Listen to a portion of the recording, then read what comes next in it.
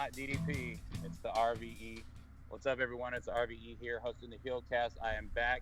I will say real quick, just in case something happens, I am doing the show from work. So if a guest or a customer comes in or my phone rings, I've got to step away temporarily.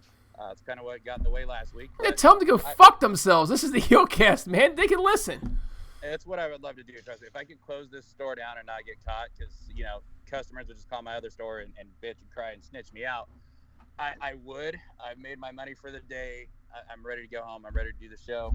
But as many of you all already may know, with me on this embarrassing dais, I've got the exalted AEW Dark Order dude with me. What's going on, my man? Not much. Glad to be here. This is like 4 or 5 weeks in a row. The Heelcast is officially BACK back. Right, we've been almost as consistent as AEW's been kicking NXT's ass in the ratings. Just saying. And this is my first time hosting in a few weeks, as I normally, take over the gig. I want to give props to the exalted dude here who's been hosting, and I just want to say, man, you've been doing very good as of late, and I've been impressed with every show. But AEW, dude, I'm not here to praise you. Of course not. Play you. You're damn right. Oh, you're damn right. I'm still buzzing off that promo last night. You're here to bang me on top of Chef is what you're here to do, man. And also with us here, it's the man who slays his wiener more than anyone else on the show. I've got the king of fat style with me here. I've got Hurls. Hurls, what's up, buddy? It's going good this week. Just putting the snake up people's asses. Poor Chef. Or watching videos with people putting their stink in other asses. It's the Hurls cast, ladies and gentlemen. Okay, who am I kidding? Gentlemen. I ain't got no women listening to this show. So we managed to make it, 20 or 30 seconds before the dick joke started? Is that what we did this time? I mean, we couldn't even get out of the intro. I know. We're just a walking dick joke here. As great as that was last night, do you think, maybe after he said it, he was like, maybe I shouldn't have said the stink in the ass, saying that it does kind of sound like some gay porn? I don't know. I love Jake, and that promo was the best. I can't wait to talk about it, but I mean, that line really, out of as good as all of that shit was, he had to really drop that line. Well, it was edited off of the Twitter feed, so. Was it? All right. Yeah. Good old Twitter and its editing. So let's hop into the plugs, because we got a good show to talk about, including recapping the Revolution pay-per-view that I'm still buzzing off of. So check out the entire Heelcast family. Check out our previous episodes. Check out our Mario Boccara interview. You can find us on ImpactAsylum.net like we've always been. We're also now at Wrestling with Wrestling on Andre Corbeil's page. Check out Andre Corbeil as well. Check out the whole Heelcast. Check out Larkin on the LFC podcast, the official LFC podcast. You can even get Larkin to give you a one of those little voice or video message chats or whatever. And it's going to be money well spent, because on every one of the Heelcast members' birthday, I'm going to have Larkin give them a nude greeting. So I'm excited to blow my money on that. Excited to blow something on something, that's for damn sure. Exactly. And also check out Larkin at the S&M podcast and every single fat woman that's ever been fucked on camera interview podcast that he does. Check out Kyle over at the Impact Lounge with my boy BQ, as I do the Total Nonstop Impact podcast over there. FK9, my boy, we still need to get on here. I know, who am I missing right now? Hurls, I know you and Chef are doing all your stuff. Give me some of those. Yeah, we did a sports podcast last week. It was the first episode, kind of like a new thing that Chef's got cooking. It was good. We talked about a little bit of everything: boxing, basketball, football, you name it. We talked about it. He should be recording a new episode this week, actually right now. So look for that to drop. And then we also did the first episode of my new podcast, Park World Podcast. We did one last week. It's not a weekly show. It's a monthly show. So the February episode dropped, and we're hoping to do the March episode next week. So it was a lot of fun. Let's not forget about HTS Crew, right? That's Yes, Chef's New Wrestling HTS Podcast. What's up? Yes, and I am not. I am joined. I do the HTS crew with Chef, and I do the Park World podcast with Starks. Good old start. So Two different Starks guys. two different guys. They sound similar, but they're not the same person. I'm trying to get Starks to come on the Heelcast. You mean Nah, we don't want Chef him. I want Chef and Starks together. I think that would make a great pair. I Has agree. We anyone- could do both. Has anyone ever seen Jeffrey Starks and Starks in the same room together? Of course. Every time there's I'm a not mirror. buying it. Every time there's a mirror. Every time. Of course. Give me a mirror, I'll That's show you right. both of them together. Just saying. Every fun house has a Chef and a Starks. That's true. And a child molesting clown uncle. Just saying. Only when Am you're I there. missing- anyway, I feel like I'm missing one of our Heelcast spin-offs somewhere, but if I forgot you, my bad. How's that? Does that work? I'm going to take that as a yes. It's always your bad. I know. Don't kid yourself. That was really bad. So let's go ahead and hop into the news, guys. Something I'm extremely excited about. So season 2 of Dark Side of the Ring is going to debut on Tuesday, March 24th. They are going to be narrated by Le Champion, Y2J, Chris Jericho. And there's a lot of episodes coming out that I'm excited for. I believe the debut is going to be a 2-part show. Over Chris Benoit, there's the Owen Hart stuff on the Road Warriors, Dino Bravo. Ooh, Dino Bravo. Superfly. Yeah, I know. I know about it, but I don't know enough, so I'm excited. The murder of Jimmy Superfly Snuka's wife. There's a Girlfriend. lot of good stuff. Yeah, was it girlfriend? Girlfriend, yeah. Gotcha. They're covering the Owen Hart. I'm so fucking excited. I don't know if you've ever seen this show. It is so good and so well done. I'm so excited that it got renewed for season 2, and I cannot wait. I feel like the episode content this time around is better. I wish maybe they'd have the Brian Pillman one, a Brian Pillman show on this one, but I am fucking so excited, and I cannot wait for this to kick off. I hope that they're gonna have the balls to really go after Vince with like the Snuka and the Benoit stuff. I doubt it though, because they didn't with Moolah and some other things. But Hurls, you've watched Dark Side of the Ring, haven't you? Yes. I basically, I didn't watch it right when it first came out, but then I went on demand, and for whatever reason, I was like, this looks kind of interesting, and then pretty much binged watched the entire first season because I was hooked. Yeah, it was so good. I think my favorite episode was probably the Von Erich one, or the Montreal Screwjob, obviously. But we kind of knew everything about that. But yeah, it was really well done. And Gino Hernandez, I never even knew the guy, and his story was really fascinating. So if you haven't seen this show, I recommend going to Viceland on demand or whatever and binge watch it. Watch all 6 because they were phenomenal. Yeah, you can watch them on Hulu too. I know that. Exalted, dude, have you seen the show yet? I have not. You're missing out. You really I are. am, but I got to make sure I can get it first. I have YouTube TV, so that's the thing. And I'm not sure that Viceland is not, to my knowledge, at least it was not available on YouTube TV.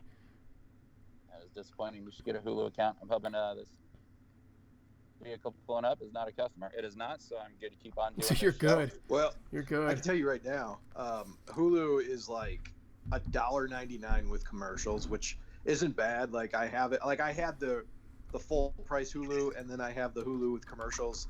Just pay for the commercials. It's really not that bad. I think it's worth $2 a month. Wow, that's it. Yeah, that's it. Why Because Hulu I Live? see $6 a month, which not really sure is a big deal either. But here's the thing, Hurls. How much is Impact Plus again? So I was listening to that. Yeah. I said $8 a month. It's actually $7.45 but with tax it pretty much comes out to $8. So yeah, that's pretty much what you're paying for Impact Plus. So I get Hulu Live, so I don't know what normal Hulu costs because mine is expensive, but it is what it is. So that's Tuesday, March 24th. Of course, Impact will be going on. You can watch NWA on Tuesdays too. It's a Tuesday night time slot off of YouTube. So the following day, now this is a huge fucking week for wrestling, man. So Wednesday, March 25th, as it was announced at Revolution, is the AEW live show titled Blood and Guts. The rules are going to be announced for it next week on Dynamite, but look, it's pretty damn obvious from what they put out that it's basically War Games. WWE has War Games trademarked, and I know NXT uses it, and the WWE acts like it's theirs. It's not. It was WCW's invention. Dusty Rhodes, Cody's father, invented the War Games match concept. We'll find out more next Wednesday, but man, I'm free too. You get to see this stuff free. Exalted Dude, I know you're a WCW guy. How do you feel about this coming to AEW? I mean, I'm stoked.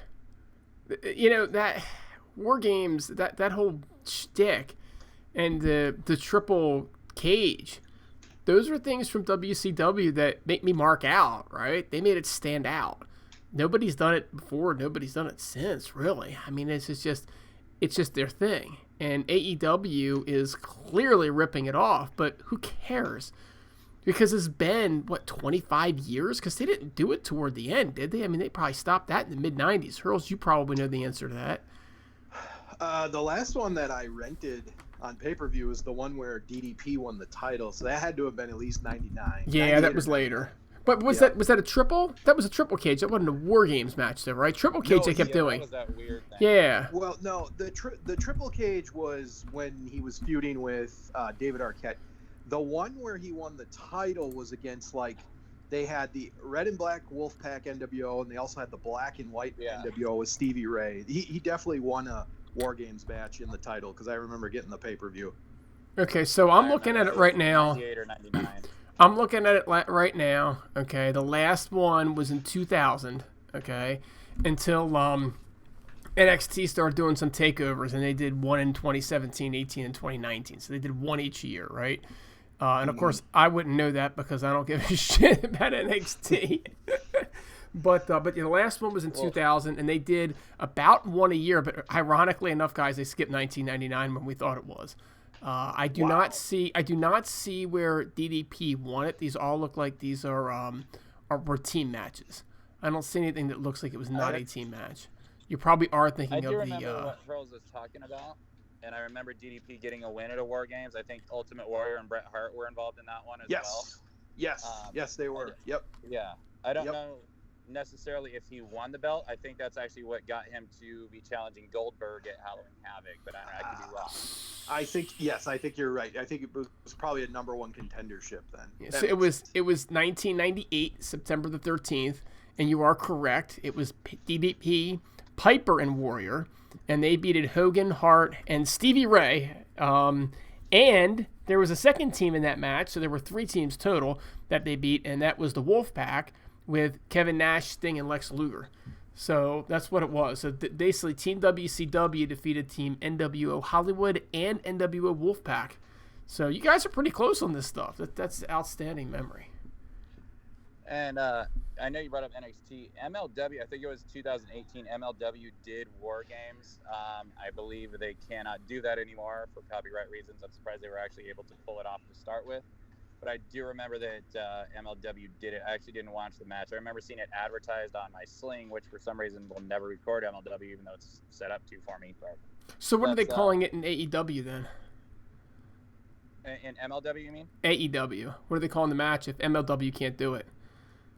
I'm guessing Blood and Guts, man. I don't know. Blood and Guts. I believe, too, which I don't like the name, but I found out it's more of a direct shot at Vince McMahon. I guess Vince came out and called AEW a Blood and Guts company, so it's kind of a funny thing that they're sticking it back to him, clapping back, I guess. So, well, I think the whole reason was someone asked Vince McMahon if he was going to go back towards the Attitude Era, and he basically said, "We don't want to do that Blood and Guts anymore," and that's where this name comes from. I also want to mention too that, this month, as far as cage matches goes, there's basically one in every company. There's this Sunday, there's Elimination Chamber. Impact has Lockdown on the 28th, and now AEW's got Blood and Guts. So if you like cage matches, March is the month for you.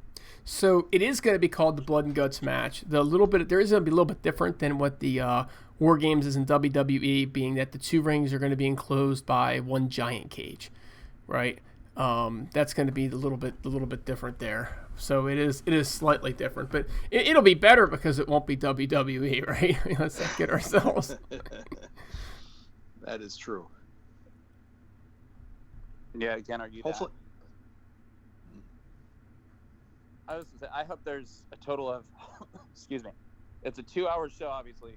I literally hope there's only 3 matches. I hope we get a War Games match between Inner Circle against John Moxley and his team, which I'm thinking might be the Elite overall, or whoever. I hope we get Cody and MJF, or Cody against Jake's client in the cage.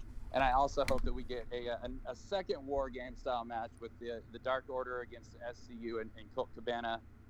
And maybe we'll get the debut of the Exalted One at Blood and Guts, save it for a special occasion. That's my hopes for this show. So let me ask you a question. Who was the person that actually created the original War Games? Dusty. You got it. Dusty. Good for Cody, man. Good for him. Taking his father's creation. Vince can have the copyright name on it all he wants to, and you can call it a ripoff, but it's his dad that fucking created it, so whatever. I know there's some WWE fanboys that are going to troll us for this, so. I mean, how often do you guys watch AEW and see Cody in the ring and just smile knowing how Dusty's got to be looking down over his son? I mean, it is a feel-good moment for me every time Cody's in the ring, because I just think about Dusty and how Cody is following in his dead father's footsteps and what he's doing and what he has done. It really is inspiring, and one of those kind of things that Dusty's looking down and smiling. Oh, no doubt. I mean, I think the fact that, his son, and the Young Bucks started their own wrestling company, I think he'd be very proud. Now, speaking of following in the family footsteps, I guess when Jim the Anvil Neidhart is part of your family, you can kind of follow in their footsteps. Teddy Hart was arrested again. Basically, there's been no details on it. I'm going to assume it's pretty damn similar to what he was arrested for the first time around. Well, I know we talked about him in detail, his arrest the last time around, 2 or 3 shows back. I really don't have much else to say, especially with no details, but I mean, I said last time the guy's career is pretty much over. I think it's just a lock. I don't have anything else to say. Hurls, anything you want to chime in on old Teddy getting arrested? This guy is just he's got so many problems. He better go check himself into rehab. Yeah, you're exactly right. He probably has no more future in wrestling, at least not for a long, long time, if ever. So the best thing you can do is hope this guy gets some help. Yeah, Hurls, he's going to spend some time behind bars. Let's not kid ourselves. He's going into forced rehab. It's one thing to say, go get rehab. It's another thing to look at this guy and look at what he's become and think, he should not be walking the streets right now. He needs to go to the ultimate rehab. He needs to go to jail. He needs to spend some time there. He needs to be rehabilitated. But you can't just okay, we're going to send you to drug rehab and let you out. Now, he needs a little bit of hard time here, and that's about the only thing that's going to rehab him. He needs greater help than just, I'm going to the clinic. Yeah, well, that is true. And did we ever hear anything about the missing woman that he may have been linked to? No, we've heard nothing about that. But there's no charges there. So look, here's the thing. This is still America. I don't give a flying fuck if it's 2020 or not. You're still innocent until fucking proven guilty. On that count, he's innocent until information comes out. We all have our own suspicions as to what that information may be. But he should be put away for the consistent drug issues and everything else that he's got. It's for his own good. It's for the safety of the people, in the community as well. But sometimes that's the only way to get him better. And then we can talk about the other charges when they're filed. And from what I understand too, his first one where he was in trouble for, it was steroids and marijuana. I mean, say what you want about either or. You know what I mean? They're necessarily, detrimental to society, but weed doesn't really kill anyone, but steroids, I look at the wrestling business. So, anyways, the only thing that I really worry about is with this Teddy Hart situation. I just want to say that out there is the guy's poor cat. Seems to love that poor cat, and I wonder what's going to happen to it when Teddy goes away for a little bit. So, hope his kitty's taken care of. Well, on a good note, or I guess you look at it differently, the Salt of the Earth MJF is in the news again. So, before his match with Cody on Saturday, there was a father put out a tweet about his 5-year-old son going in to have his tonsils taken out, and he just hoped that Cody won, or that was his wish or something. And MJF had said something along the lines of, you better sew that little mistake's eyes shut so he doesn't know the result of my match. And then MJF goes on to beat Cody. But the big thing going around now is, so there was an autograph signing, and someone brought their 7-year-old kid there. And during a photo opportunity, MJF flips the little kid off. This has taken some rounds. It's apparently so that the kid's dad claimed that the kid's now being ridiculed by it, which, come on, people, grow up. Leave the poor kid alone. But Cody reached out to the dad, going to give him the VIP treatment next time they're around, and go out there personally, meet and greet, give him some front row seats. MJF is, and I'm going to give homage to, with a little pun here, to the founder of the show, the best old school heel going today. I am 35 years old. I'm done with the idolizing stuff and having heroes. It's weird for me to say this. I wish that I was MJF. This dude is living the fucking life. And I hate this saying, but he is living his best life. This man is just amazing. You just get to be a dick to everyone, and people love you being a dick to them. Can it get any better than that? Hurls, your thoughts? Yeah, I mean, I always give props to guys that can remain in character throughout their social media, throughout their, autograph signings. This guy's doing what pro wrestlers should be doing, and he's not breaking character. That's the old school way, and I respect that. AEW dude. Yeah. So look, I am that dad, right? I am the guy who I don't like my kids to hear that kind of stuff. I don't like my kids to be in those types of positions, right? So I'm that dad that would sit there and be like, "What did you just do to my little angel?" Right? And I got girls, right? So it is a little bit different. But here's the thing. This is Maxwell Jacob Friedman. You know what you get when you step in with Maxwell Jacob fucking Friedman. Am I right or not? I mean, do you not know? This is the part that kills me about these people that sit there and complain about this. Everybody knows who he is. Everybody knows how the fucker acts. If you don't want your kid to get flipped off, you don't put your kid in line with him. Your kid getting flipped off by MJF makes the kid's life. Okay, period. That's what they're there for. They're there to get flipped off. That's the only reason to go see him, is to get insulted by him, because he insults people. That's a shtick, for fuck's sake. Okay? So get the fuck over it. Now, here's the other thing I want to say. It's 2020, and everybody's triggered by everything, and everybody's a bully, and everybody's being bullied. For fuck's sake, the kid is 7 years old. He should not be on goddamn Twitter to even know what people are saying about him. The dad's worried about his kid's, psychological stability because he wants attention. The kid don't know, okay? The kid's a scholar, you're the coolest kid there ever was. You got flipped off by MJF, if they even know about it, because they're 7. Chances are they're sitting there talking about their milk and blowing bubbles into it. How do I know this? Because I got a 10-year-old, and they do it when they're 10, and that's a girl.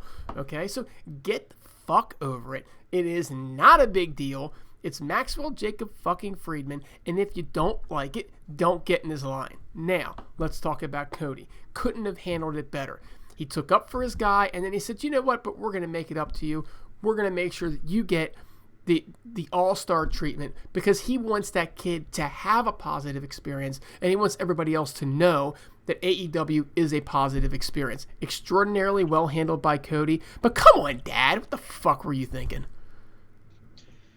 he's just like all those parents that film their kids crying because they got bullied in school. Like, it's just ridiculous, and they're out to get attention, and they're out to make some money off of it, which is just sickening in itself. Exactly.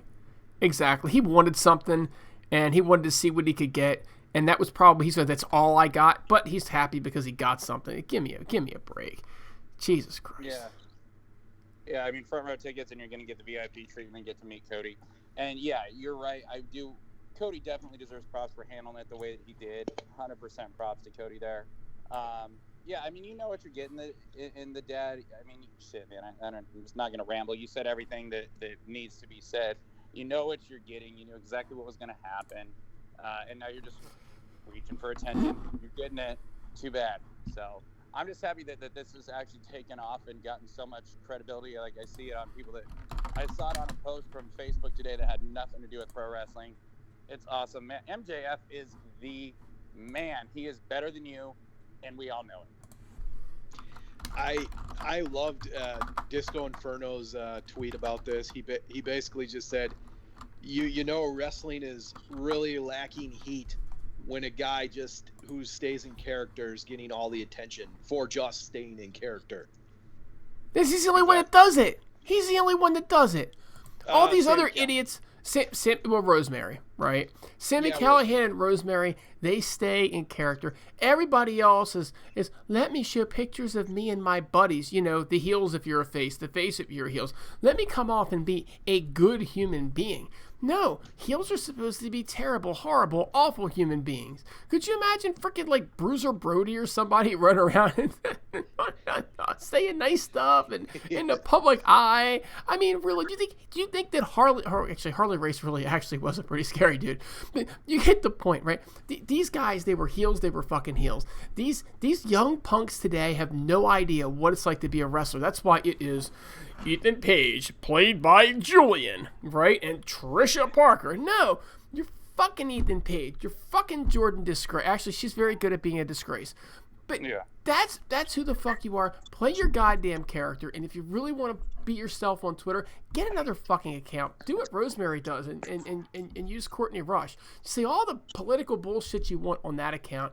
You can act however you want and be a face, be a heel on that account, but leave your freaking character account fucking alone. Agreed. Amen. And society today is society. Everyone gets, triggered and upset about everything. You hit the nail right on the head there. So years and years ago, even if this was, social media, it wouldn't have been a story. It would have just been like, well, what do you expect? It's a heel. It's a bad guy. So we'd have applauded him. Right? I applaud him right now. I applaud the shit out of MJF. I'm so all about that guy. I mean, honestly, man, MJF is like the ruler of the wrestling world right now. And speaking of the man who rules the world, the man who rules the world definitely isn't going to rule WrestleCon. Big Sid Vicious, Sid Insane Justice, Psycho Sid has been given the boot from WrestleCon. They actually had a softball game or tournament or something like that named after the guy, which now they got a nix. Sid has a known history of no-showing indie shows and promotions and stuff. They asked him to send a video, confirming that he's going to be there. They've apparently been asking since November, and he never did it. So Big Sid has been removed from WrestleCon. I'm a Sid fan. Good God, the guy's got some issues and stuff that's happened in his history, including stabbing that cowardly son of a bitch Arn in the leg when he should have done it in the heart and got rid of that old codger. But I digress. Hurls, what are your thoughts on Sid being removed? Well, Sid's first passion in life was not pro wrestling. It was actually, you mentioned it, softball. And I'm thinking April, the 55 and older leagues are going to be starting up. So, you know what, Sid? You live your life. You do softball, man. You keep crushing that home run. Never trust Sid Vicious. Don't be Arn Anderson. Not one-trick pony Arn. I mean, look. Arn turned his back on Sid. He got stabbed, right? You can't trust Sid to show up for a show. You can't trust him to do any of the promotional stuff that he's supposed to do. You cannot trust Sid Vicious. He was fun to watch in the ring, though, wasn't he? I mean, he was legit. He was a legit nut. He was like Macho Man, with like bigger and maybe not quite as nuts as. Could you imagine having a drink with those two? I would be scared. I would probably shit my pants because as those guys got drunk, I would probably just get killed. Like they would probably just kill me, just because they could. Well, I would need Haku. I would need Haku to save my ass. No, they lived up. They lived up to their name in WCW, Team Madness.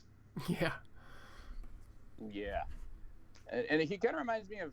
I mean, I know you mentioned Macho Man and all that. He reminds me of Scott Steiner when he talks because just like you forget what you're saying and it's not coherent sentences and a lot of it just doesn't make sense, but he says it anyways. That could be Warrior. That could be a lot of people. I mean, let's face it. Scott Steiner's promos are just gold.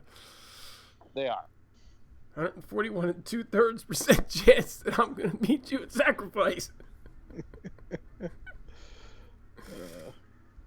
Now we move on from this talk of a very smart man to one who actually is a very legitimate smart man. The WWE Hall of Fame class. Honestly, man, this is. I know we've been talking about this, and this is kind of a big deal to me. You got the NWO, Batista, the British Bulldog. Like, it's a very, very good class so far. And we just had the newest inductee into it, JBL, John Bradshaw Layfield. I'm going to go to the AEW dude first on this. I remember when I brought this up yesterday, you said JBL is a piece of shit. So I did. To you, my friend. Yeah, so let's talk about two things here, and I'm going to separate them. I mean, like, everybody's heard the stories about JBL. We don't need to go into that, right? If ever there was somebody who was a legit bully and a legit piece of shit, it's JBL. But this is the Hall of Fame, and it's for what you did in the wrestling business as a wrestler. And the guy did do a lot. He's been an announcer for many years. He's won a lot of championships. He's been a mainstay. There are a lot of people that are less deserving of Hall of Fame status than JBL. Do I personally think that he should have been allowed to be put in that position? No, I really don't. But he did do the job. He did do the work, and this is a career achievement, not a personal achievement. You get there based on what you've done in your career as a wrestler. So piece of shit or not, unfortunately, he does belong in the Hall of Fame. But he's still a piece of shit, and that was the very first thing I said when you brought it up. The funny thing about this is it's going to tie into an earlier news story when we were talking about Dark Side of the Ring. One of the new episodes is going to be the Brawl for All. And the whole reason the Brawl for All was started, according to Vince Russo, was because everybody wanted to see JBL get his ass kicked. I kid you not. So that's one of the reasons for the Brawl for All, and Vince McMahon loved that type of stuff. So, yeah, JBL was just, I mean, the stuff you hear about what this guy did backstage is just awful. And he treated a lot of wrestlers like shit. And I mean, he had a lot of complaints about him back, in his active days. Having said that, he did do quite a lot in the WWE and in wrestling. So, it makes sense he's getting a Hall of Fame induction. I wasn't the biggest JBL fan. I didn't mind him in the Acolytes, but that was before you knew he was such a prick backstage. So, I don't know. It's deserved for what he did. Yeah, I mean, yeah, we all know about the bullying stuff. The stuff with Mauro Ranallo really came out a couple years back with the bullying. Feel kind of bad for the guy, Mauro, that is. JBL, I'm just going to say this, man. You guys are right. There's a big difference between the two, what he does backstage versus what you see on screen. Now, I remember when they very, very, very first did the brand split between Raw and SmackDown. The area that I lived in, that we didn't get SmackDown with cable at the time. So I remember hearing stuff about SmackDown, even though I could never see it. And I remember, like, who the hell is JBL? And then I'm like, wait, Bradshaw is the world champion over there? That's the guy that beat Eddie Guerrero? Ridiculous. But then I get SmackDown. I actually moved to a different city, started getting SmackDown, and dude was killing it, man. I really enjoyed his world title reign, the JBL persona and character. I mean, it is a bit $1 Million Man, Ted DiBiase-ish, but that shit was really, really good. He was a cowardly heel champ. He put over John Cena at WrestleMania. Cena and Batista come to stars that night. We all remember that. the guy as a wrestler in his career absolutely deserves it. I was never an APA Acolytes guy, to be honest. I did forget to mention the Brawl for All one. I'm excited to see that, especially what the fuck happened to Bart Gunn. But, man, props to him. The other thing I got to say about this Hall of Fame, and I mentioned Sid, but it's still, look, Sid, Vader, Demolition, Owen Hart, Brian Pillman, Rick Martel, Elizabeth, Lex Luger. Those are the names that haven't went in that really need to get in. So all I'm saying is it's campaign to get those motherfuckers in the Hall of Fame next year or whatever. So, how can you not like the APL playing cards in the back all the time? I just was never a fan, man. I don't know why. I mean, I wasn't a fan either, but them playing cards in the back was just money. And I hated WWE, but they were fun in the back. And once in a while when they bring back all the legends, those guys are still in the back playing cards. This is great. It's their thing. Anyway, APA. I think I said APL. They were the APA, Acolyte Protection Agency, something like that. Yes. Yeah. That was well, they started off as like a gothic ministry type for Undertaker. They were like a tag team, and then they went to the APA Protection Agency.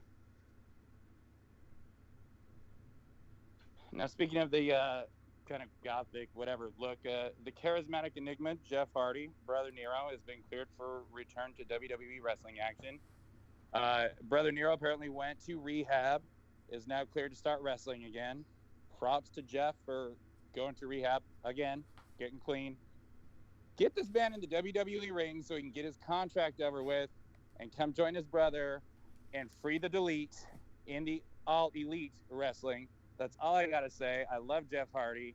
I've got nothing more to say on that. Hurls, anything you want to chime in on Brother Nero's return? Yeah, I mean, like, what he's got, like 6 months left on it.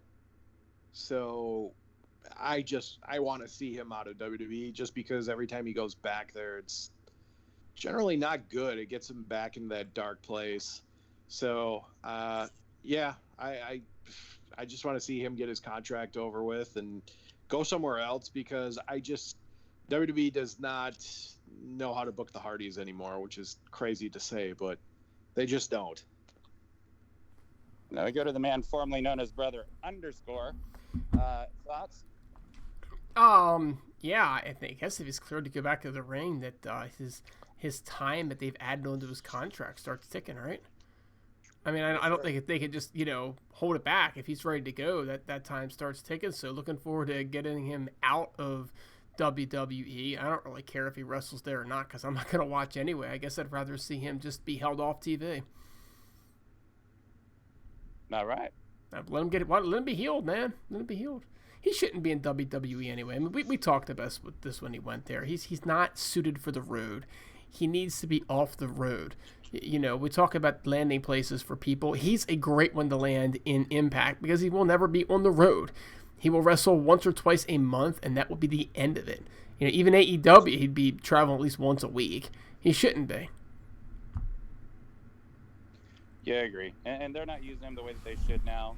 Everything's changed there since he left and came back. So, besides, why would he want to go back to WWE when he can go to Impact and job at Tessa Blanchard? Solid point. And I know this wasn't in our pre-show notes, but I just want to add that Matt Hardy did have a interview this past week. I think he was on Busted Open, and he just made an interesting comment how he doesn't want to go to a place where he has to use a lot of athletic ability, and he doesn't want to be on the road much. He just wants all creative freedom, and he wants to do more character work. So go figure. Just wanted to add that little tidbit in there. Sounds like he NWA, wants to be the. Just saying. I know, right? Sounds like he wants to be the exalted one. It doesn't wrestle at all. Because you're not going to Impact and not showing athleticism. You're not going to AEW not showing athleticism. Unless he stays in WWE and is on the road all the time, that doesn't leave many options unless he's the exalted one. But, we'll find out. Good guy. I'm sick and done of talking Matt Hardy right now until something actually comes out. Did you not see Free to Delete? Did you not see that? I sent you the video. I did see it. I haven't watched it, but I know about it, obviously. Dude, it's like a minute long. He's also apparently said that he wants to become like the most layered, complex character in pro wrestling history, and he's working on that too. So, I trust the guy to do it, man. He reinvents the shit out of himself and has this crazy mind that's, everything he's done, he's been a man of his word about. So we'll see what happens.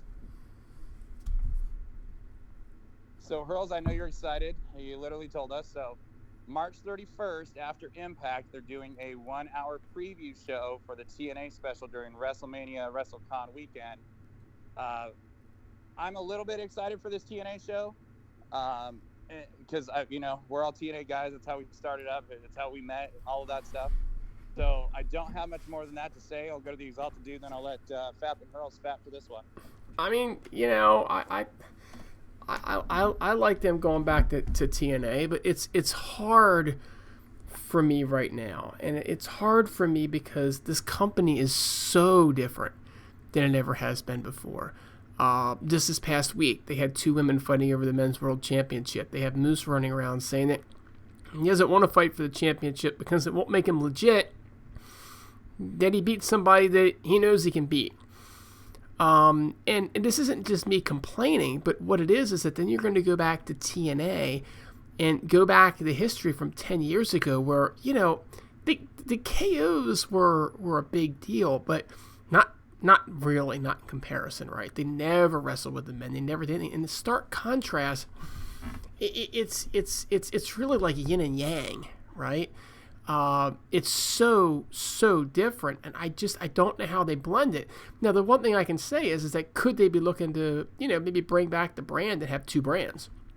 I mean, this is a possibility, right, Hurls? You're probably going to want to get into this part. So, yeah. Actually, I'm going to let you take it. Yeah, sure.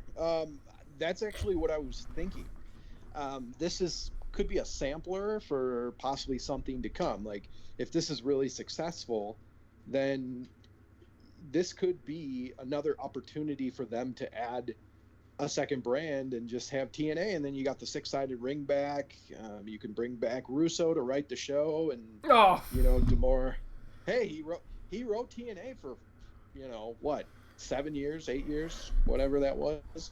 So is there a way to mute him right now? I don't want to. So Hurls, let me ask you a question on this one, right? Bro, come on, bro. Seriously, let me ask you a question. How does it look? And I'm not asking this I'm not trying to lead you to an answer. I'm actually just asking the question, right? How does it look after trying to kill the TNA brand for the better part of this decade, really, right?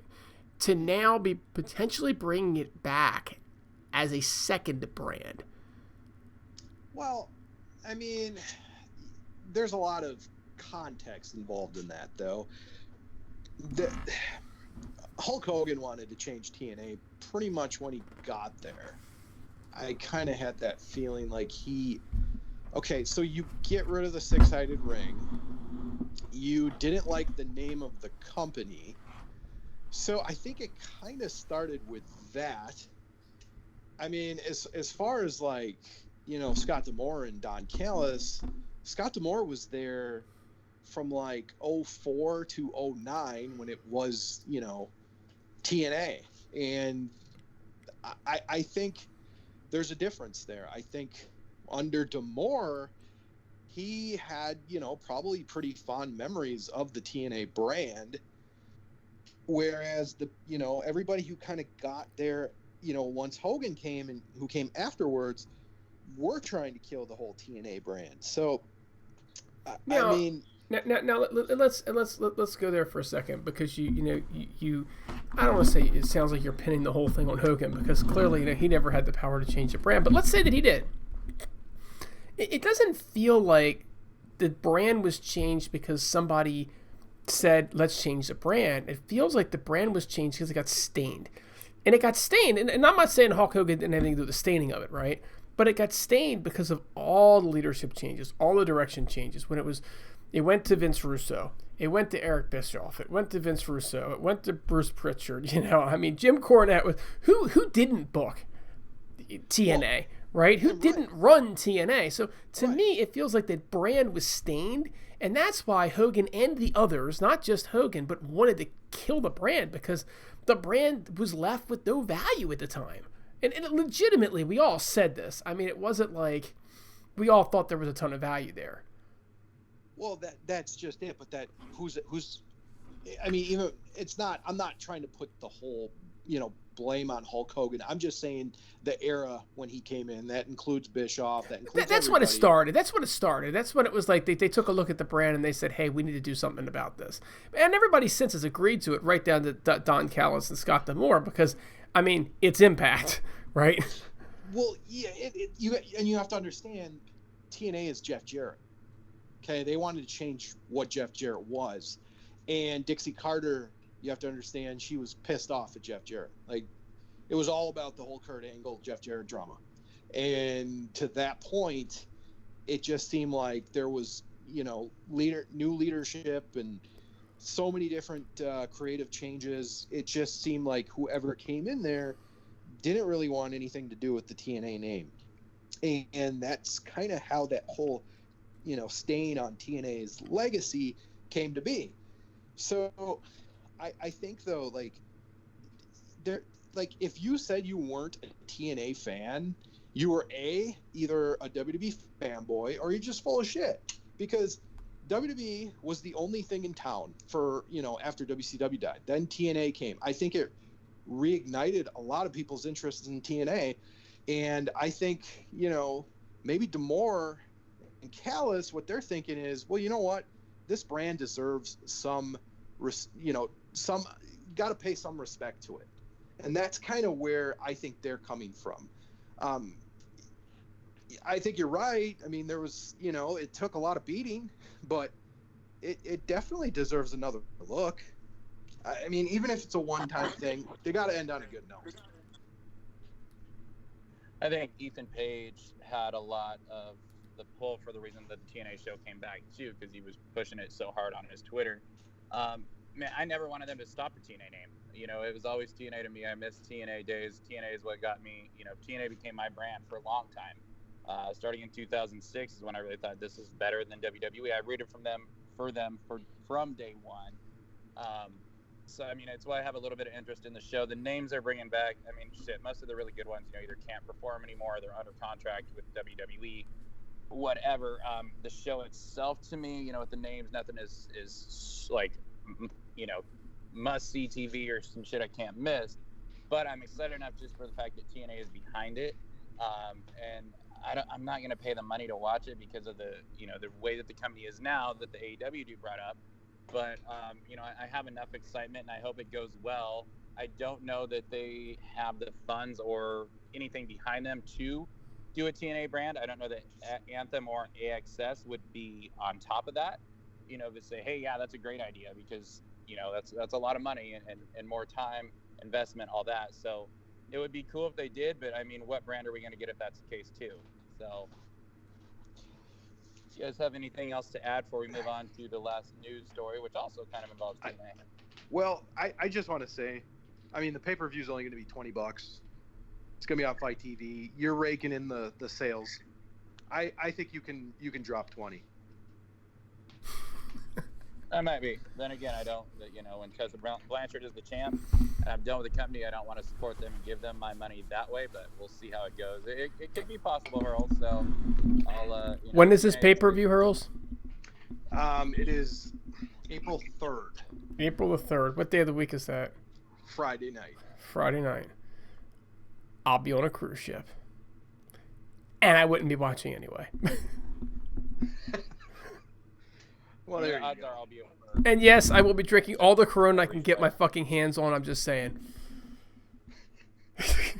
I bought a 6-pack of Corona not long ago. So was it on sale? I'm right there with you. Their sales are down like 30% because everybody thinks all these idiots out there think that's where you get the virus. It's funny because it's a virus that apparently started in China or Asia somewhere from eating a bat, but yet people are like, let's blame this Mexican beer. It's got the same name in it. America. Right. Fucking idiots. But, So, I mean, the last thing is, so OVW, which has been around for fucking ever, and it's kind of like almost an NXT to Impact now, is what Hurls was telling us, just got a television deal with, is it UT? What, The station is called U2 America. All right. America. I've never heard of this network in my entire life. That said, I mean, who's to be upset about it? Good for OVW. That's more wrestling getting TV deals. Hopefully NWA can get one at some point soon. I'm not going to tune in or watch it by any means. Is Al Snow running OV? No, he doesn't run it. Yes. Who's running Yes, OVW? he does. Yes, he does. Al Snow. Okay. Yep, he owns it. Okay. Mm-hmm. So, Madison Rain's their women's champion right now. fascinating. You sure she's not the men's champ? This is the NXT for TNA, right? That's right. They got, yep. So that's the thing, right? It seems like the quote-unquote minor leagues, their booking actually makes sense. Sadly, yes. Anyone else have anything to chime in before we move into recap? Why would you name your station U2? It makes you think of YouTube. And how does OVW actually get a TV deal and Billy Corgan is sitting out there with, wait for it, YouTube? And here's the other thing. And Axis is a bigger channel than U2. So you would think that they could offer at least a similar deal to OVW and pull them under their own brand and help them along financially so that they can help out Axis by bringing more wrestlers to Impact and bringing them along. You would think that that would be a better landing spot for them. Yeah, I'm not real. I don't really know how the whole, the whole terms of the whole deal between them, but that would make sense. But hey, good for them. Like, let's not hate on anybody, really. Good for them. Yeah, apparently it extended 32 million homes. I saw. 32 mil. Yeah. Yep. That's less than Pursuit. They have, it's not. I'm not saying it's a great TV station. They do have a free station on Roku as well. So if you have Roku, you can stream them for free. That's cool. I mean, I have Roku. That said, much like the majority of people in the world, I'm not going to tune in to watch OVW, but still, that's great for them and great for the wrestling business. Mm-hmm. Now, speaking of something else that was great for the wrestling business, this past Saturday night, Revolution AEW pay-per-view was amazing. Now, look, and I'm going to talk about the new show later, of course, but AEW, so Dynamite, 2 straight weeks of just fantastic shows, and then we go into Revolution. I'm stoked, and Revolution just fucking delivered, in my opinion. Dark Order beat the SCU on the pre-show or whatever. Kicked it off with Dustin Rhodes against Jake Hager. It seems like they were trying to get Jake Hager's very attractive wife over for some reason, though she was not on the following episode. We had Darby Allin against Sammy Guevara. The second match with Darby going over. Was it a 630 or whatever that Guevara hit him with? Was that what they called it? Was it a 630? Don't remember. It was awesome regardless. And then so the third match on the card was the Tag Team Championship match, man. And you talk about an instant classic match. That was it. That was one of the best tag team matches I've ever seen. I also want to give props to Kenny Omega, who I've never really been that big on. 3 shows, 2 weeks, 3 instant classics in every show that he was on. And just amazing job, man. That match, and people can talk about the Young Bucks and Spot Fest and all that. That was a fucking wrestling match, and that shit delivered. It was amazing. I had to watch it at work, and unfortunately, I missed this match live when it happened. I wish I could go to work and watch wrestling and do podcasts. When I go to work, they actually make me work. I'm doing something wrong, Hurls. How about you? Yeah. Especially now with the new place I work at. And so the following match, shock of the night. This was the worst match of the night by far. I know that shocks everyone. We had Nyla Rose defending the title against Chris Statlander, who was sick. The match wasn't good. That said, I will say it actually did better than I expected it to be. And then we had Cody versus MJF and Maxwell Jacob Freeman getting the pinfall, which was insane to me. My boss and I both went ape shit in happiness that MJF actually went over. And then we had a surprise of the night, the Orange Cassidy versus Pac match, which was extremely entertaining. The crowd was so... Wait a minute, you watched the pay-per-view at work with your boss? Yeah, my boss and I actually went in halves on it. At work? At work. Hurls, we are seriously like, Wow. We're doing something wrong. Wow. Wait. Were you on the clock, too? Yes. Fuck. Wow, that is amazing. You have a TV, or did you just watch it on the computer? Or? We had a TV. We brought a TV in. Oh, Fire nice. stick. Found a hot spot for Wi-Fi with our cell phone and watched it all night. So I'm going to ask you a loaded question, okay? This boss, what's he like? She. So you have a female boss that goes halvesies with you to watch wrestling, and brings in a TV with a fire stick to watch pay-per-views at work while you're getting paid. Why are you not married to this one? Hurls, what are we doing wrong? Are you banging her? Because you need to. I mean, like, seriously, dude. Why? Literally one of the best people and best friends I have. She's got a couple years on all of us. She actually was in attendance at the first WrestleMania. She's a long time, back to the territory days kind of a wrestling fan. She stopped watching. I got her into AEW, and we watch, we talk about the show. She watches every Wednesday. We ordered the pay-per-view together. I have a feeling we're probably going to split just about every AEW pay-per-view that comes out. $25 isn't a lot. I feel like you need to split her on top of Chef. That's what I feel like, man. Look. I don't give a crap. Okay, if she's Mae Young, that's between y'all. But y'all need to do this shit, man. You need to do this shit. You should knock her up, dude. Like a second mother to me and a best friend. I can't even be talking about this right now. Dude, you need to knock her up like Drew Barrymore's niece. You need to knock this shit up, man. Oh, shit. Y'all need to calm down with that. My boy over here hears the show. He's going to kill me. I have no idea what you're talking about. Pac against Big Person Squeeze, which was, in a way, they put that on at the perfect time because it got the crowd hyped. And then we had Jon Moxley become the new world champion in a very entertaining match. Things that I do know that I missed out saying is that sometimes you'll hear a band and they sound really good recorded, and then they play live, and you're like, how the fuck do they sound this good? Cody's entrance was so bad because that band was so fucking terrible. It was embarrassing to sit through. And I don't know how a music scout actually saw these people perform live and were like, we need to sign them. It was just fucking embarrassing to Had watch. they been signed by anybody, or they just do Cody's theme music because they were cheap? I mean, I don't know. I mean, look, they were bad. Okay, the acapella folks that did Jericho, that they were good. Okay, but you still had to mark out for the fact that they actually had the live music there for those two guys. It was still cool as shit that they brought the bands out because we have not seen that like in forever.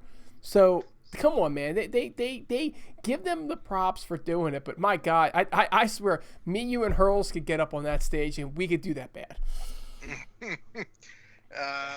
And let's be honest, AEW dude, the last time you probably saw a band on a wrestling show was when Kiss brought out the Kiss Demon. Oh, that yeah, was terrible as well. I mean, oh yeah, it was bad. It was, but that was Kiss, so it was good. I mean, it's like don't fuck with Kiss, right? Gene Simmons will fuck your wife and your boss. I'm just saying. And Drew Barrymore's cousin. And he'd also fuck Drew Barrymore's niece and her cousin, and he'd pull out his Dunkin' Donuts and fuck everybody. Okay, but wait, are you talking about somebody putting their snake in someone's ass? It could be. It could be. Anaconda don't want none unless you got buns, hon.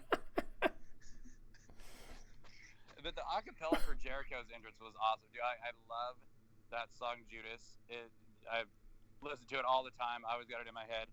Love it. I thought that was an awesome intro. AEW Revolution, man, was the best pay-per-view I've seen in I don't even know how many years. Like it was their best pay-per-view they've done. I thought Double or Nothing was. prior to that. But this definitely, I know it's only February, but it's definitely going to be show of the year for a long time, in my opinion. I don't know how you top that. Exalted Dude, I know you watched the Revolution pay-per-view. Your thoughts on it? Yeah, it was a fantastic, absolutely fantastic show from start to finish. I thought everything was great. I didn't care about the Nyla Rose match. I'm not going to care about the Nyla Rose match. And to be fair, I fast forward through all the women at this point.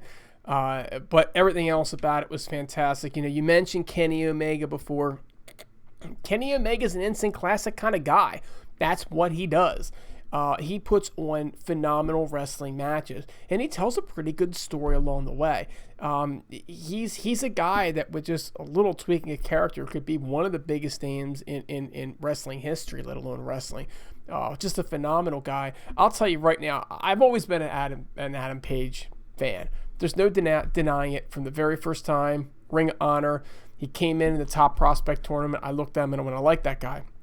This new character that he's sporting with the beer, and especially this week, he takes his beer, he's kind of staggering out there drunk, and he makes sure he puts the beer down so nobody messes with his beer. Dude, that is like totally an AEW Exalted Dude thing to do, right? You're not fucking with my beer. I'm going to put my beer down someplace safe. I'm going to kick your ass, and I'm going to go finish my beer again. And that's exactly what he did. So I love Hangman Page. We all know the Bucks. Classic as well. I thought MJF and Cody was great. I do think Cody should go over at some point in time, but mad props to him for putting MJF over in the big spot. But let me tell you the match that just has a way to steal the show. Orange Cassidy and Pac. It's a match you don't expect to like, but it's just so damn fun to watch. He takes his hands in his pocket. You know, when he gets beat, he's just dead on the ground. And the next thing you know, he's diving through the ropes. And, you know, Pac's on the outside just laughing at the whole thing with the crowd. Like, he can't even control himself because he's having so much fun. He's like, this guy's still going. This is great, right? And he's supposed to be the ultimate, you know, bad guy, right? I mean, you know, he's just supposed to be so damn despicable. But even he was having fun with it. So props to all those guys. Phenomenal, you know, I would say, you know, probably, you know, one of the best pay-per-views since WrestleMania 9. I forget the main event and what happened there. But that was a great ending to that match as well, that show as well. Raven Effect, I'm sure you remember that one. But let's not even playing. I love Hogan. Let's talk a little bit about the main event in that one. Cody and Moxley was just a fantastic way to finish that show. They put Moxley over. Everybody enjoyed it, and very clearly, you know, they're going to be every match on that card except for the women's match told a story, which you don't see with everything. And the Moxley thing afterwards, where he kind of gives a cliche promo, was, you know what I mean? You've seen it so many times, but it was still good. Actually, when they started his music, I don't know if everyone caught this, when they started his music, before he was done, he's like, hey, what the fuck? And went unedited. That was pretty cool. And I think everything told a story. And Hangman Page, too, man, like, I was surprised to see the Bucks get booed. We were all, I think, most of us were kind of expecting this is where Hangman Page turns heel. But the Bucks end up getting booed. This whole thing has elevated Hangman Page to a main event top guy, super over status, to the point that I don't think they could turn him heel now. They can't. Yeah. And it elevated him, and that was just such a classic match. And the other thing, too, that I want to say is that Hangman Page, to me, and I kind of felt, you know, like he's ripping off James Storm in a way. I feel like AEW is kind of starting to slowly find a way to turn him into the new age Stone Cold Steve Austin, the cowboy, the redneck stuff, the drinking, wearing black. He's basically a tweener, doesn't trust anyone, middle fingers flying. I think they're really going to have a breakout star with him, and I used to be so down on the guy saying he was bland as shit, but I can't say that anymore. Hurls, did you watch it? You know, I'm going to have a difference of opinion. I cannot take Hangman Page seriously. Really what is the Orange Cassidy or something? Yeah, you know what? He's walking down to the ring. He's like 5'8", 10. He's got this 1980s cowboy shirt on. He's sipping his beer. Okay, I get it. You're not going to well, he did chug it eventually, but I can't take him like a legitimate badass because he just looks to me, he does not look like he has the complete package. And I understand he's, he's having a pretty good run right now with Kenny Omega, but to me, he's like mini Barry Windham, but I don't know. I don't know what it is. I don't look at him as a top guy, and I don't think I ever will. There's just something about his look, like it's too proper. Like he tucks in his cowboy shirt, he sips his beer. I don't know. I mean, I realized that when you're used to looking at Tessa Blanchard as your heavyweight champion, that Hangman Page can look a little illegitimate. Let me just disagree with both of you for a minute. But Tessa's a star. I mean, for sure, she's definitely a bigger star than Hangman Page. She has a look though. She does. Not saying heavyweight.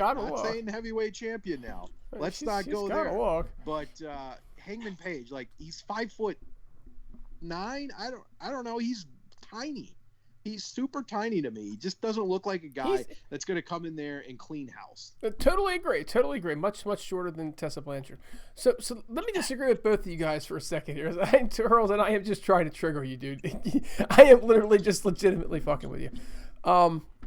It's all good though. It's in fun. Wait, you're trying to put your stake up my ass? I mean, if you'll have it, absolutely. I don't think the hole's big enough, but we'll force it in there. But I actually disagree with both of you. I do not see his character as Stone Cold Steve Austin because, and I've been thinking about it. Stone Cold Steve Austin was a guy that cracked the beer open to celebrate. Hangman Page cracked the beer open in the back. He's drunk as hell coming out there. He just hold my beer, let me do my job, and let me get out kind of guy. I think it's a great character. I think it's one of the best characters today in professional wrestling. I think him along with Orange Cassidy and Jon Moxley and Chris Jericho are my favorite characters in wrestling today. And he's different, but he's not different. He's not really James Storm, and he's not really Stone Cold Steve Austin. James Storm, I think, was closer to Stone Cold Steve Austin. He's just a drunk redneck guy that is totally going to get every fan in the South to just love him to death. He's going to go over in the South like in a massive way, and people up north are going to love him too.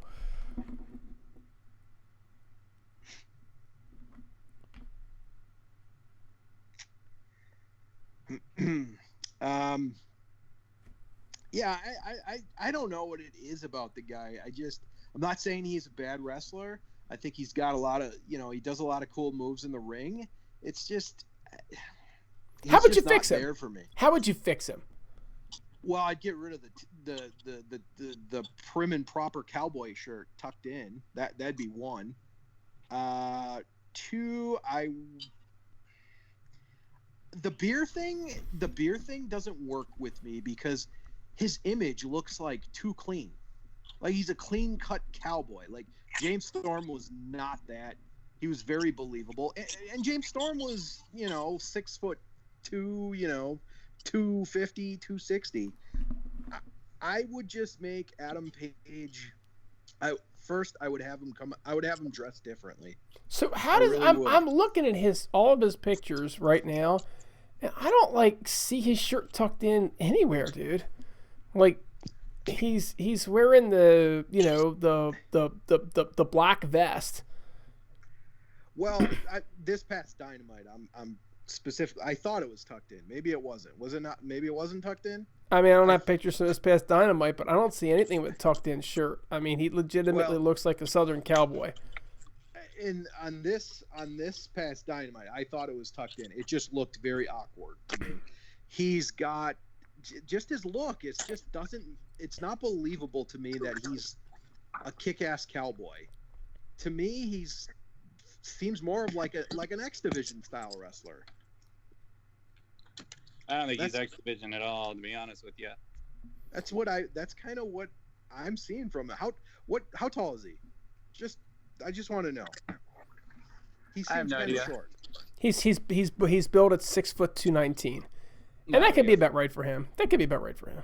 Oh, 6 foot. That's big. That's taller than I thought he was. I mean, now we all know it says 6 foot. It could be less. It's probably not more, right? But 6 foot, based on who he stands with and next to, it could be about right. Yeah, but he's not super tall. He's not like Moxley or anything like that. Maybe it was. Yeah, maybe he just looked short because of the guys in the ring. But to me, he doesn't even look like a Benoit because Benoit was jacked, and for better or for worse for Benoit. Now, just by comparison here, the Jacksons are billed at 5'10" and 5'11". That seems a little high too, but that's fine. But a lot of times they are a little high, right? Then that's why I'm bringing it up, just to be able to put it in context. Sure. All right. So you would make him taller, right? And you would tell him not to tuck his shirt in.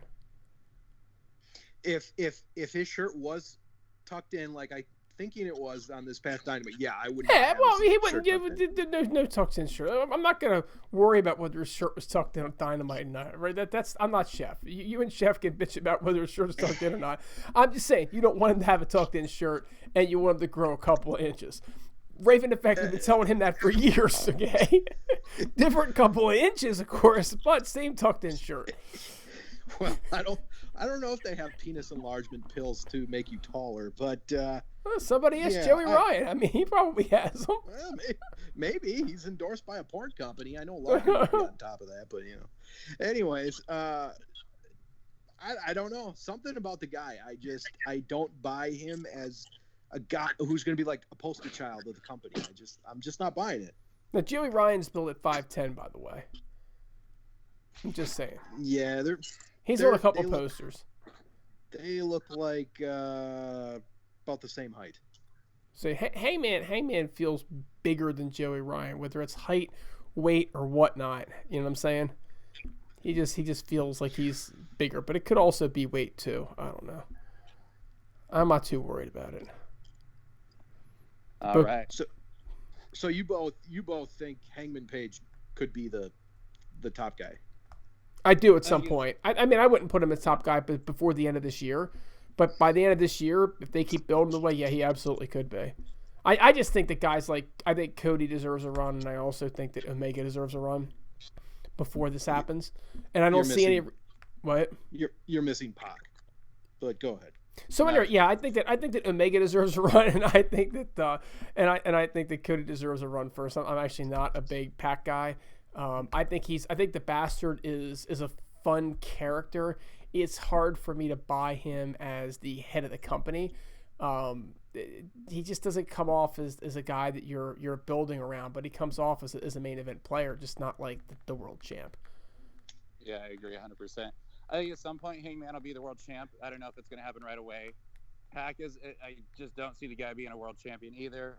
Mid-card champion, of course. One of those guys that's like in between upper mid-card, but not necessarily a main eventer. Considering that we're going to make the titles be important, unlike WWE, where it's like if you're a little bit over, here's the world title for you. Here's a run kind of a thing. But and what's next for Moxley after Jericho? I mean, there's Hager, there's Pac, MJF, but then you look more. It's like, okay, could Cody come back into the play somehow? Omega or Hangman? Those are really the only credible guys that you could work the main event match with at this point. So I guess we'll see where it goes from there. But any more thoughts on Revolution before we hop into some NWA power? Nope. Do we have to? Oh, okay. Well, there's not a lot to cover there. Unfortunately, for fuck's sakes. All right, so on YouTube, we checked out NWA Power, Inside the Fire, no longer there, which sucks because it was that butt rock was somehow better than the Pantera music to me. But we do have a new television champ in Zicky Dice, which shocked the shit out of me. Ricky Starks sucks, but for some reason, a lot of people see potential and some mega star with the guy in the future. Really killed off his title run, and he beat him clean for the belt, which shocked me. We had Aaron Stevens in the question mark kind of have a confrontation with the Rock and Roll Express. We had a contract match where the Dawsons lost, so they're gone from NWA, losing to Caleb Conley and C.W. Anderson. It is terrible. Oh my god. Oh my god. How do you lose a Lucha Leaves Town match to that combination? Just C.W. fucking Anderson. How big? And Where Caleb did he fucking Conley. Where did he come back from? Oh my god. How bad does it get? C.W. Anderson never even had a match in NWA, did he? This is the first one I've seen him in. And Caleb Conley's a freaking jobber. The Dawsons are at least a little bit unique. Oh my god. They should have had like both teams. They should have had a tie and everybody leaves town. Fuck. Wow. Then we had May Valentine out with her best friend, BFF Saul Ronaldo, or whatever his name is, and Royce Isaacs almost broke his other arm, teasing a little breakup there. It was just, not good. She's good looking though. No, she's not, dude. She looks like a fucking crack whore. She looks like somebody you'd find on the street corner, man. She's terrible. Oh. Still trying to find out how that's unattractive. And then we had the main event of Eli Drake and James Storm defeating the Bouncers. The show ended with teasing between Kingston and Pope. Little Daddy Jack. Kingston don't want none of Pope. Just let me tell you that. Pope is a star. Pope got the money. Pope's gonna mess him up. Man, NWA's kind of been falling flat for me. I'm just gonna say that. The Bouncers, I don't know if they're called the Bouncers just because they're so fat when they move their tits and whole fucking body jiggle and bounce, but I just haven't been feeling the shows that much lately. That's really all I have to say about it. I still love Eli and Storm, but Hurls, you don't have anything to say on this show, do you? No, because as much as I love, Eli Drake, I don't mind Nick Aldis, even though he seems kind of bitter. The whole Billy Corgan thing just kind of rubs me the wrong way, and that's hard to say because I know how it, how a good rubbing should feel. I say you like to rub both ways, man. What's your problem? And no, I just there's something about this brand that Trevor Murdoch, 3 matches on a pay-per-view, like what? I don't know. I just can't get into it. It's falling flat on his face. Look, we had the Beer City Bruiser in the main event.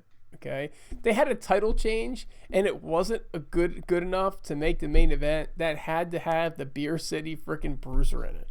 Like, we've seen the Beer City Bruiser in ROH. Okay, he's a nobody. Like, sorry, dude, you're a nobody. Okay, and the other dude looks like freaking King Kong Bundy, but out of shape. I mean, like, how does that happen? Wow. It's okay. They want to put Eli, Jake, and James Storm in the main event. I got you. But you know what? Put the Rock and Roll Express in there. You might as well. Still get you a better match. Right? At least people like the Rock and Roll Express, right? They could have put the Dawsons in there. It wouldn't have mattered, right? And then the Dawsons could have left town. Oh my God, this show is falling, is like you guys said, it's falling flat on its face. It's got a lot of potential, but they're just missing a lot of stuff. But I really like the Zicky Dice thing. I think Zicky Dice is a guy who is really growing on me. I thought he was horrible the first couple of times he came out, and then he just kept doing his shtick, and it's like, this isn't so bad. And now he's one of my favorite parts of the show. This week was pretty easy to be one of my favorite parts of the show. I like the use of Aldis not being on the show every week. I enjoy that from back in the day when you didn't see your world champion in the ring for 15 minutes a fucking night, right? So I will give him props on that. But the show as a whole, Lagana, dude, I don't know what the fuck you're doing, buddy, but man, fix it. I think Aaron Stevens is hilarious, and I think he always delivers with his promos and stuff like that. He's always very, very funny. That contract match literally came out of nowhere. It still makes no sense to me. It just going into the last pay-per-view, man, like I was excited for NWA, and ever since that show ended, what was it, Hard to Kill or Hard Times, one of the two, it's just, man, it's really fallen flat on its face. I hope Eli and Storm get out of there and head to AEW or something like that.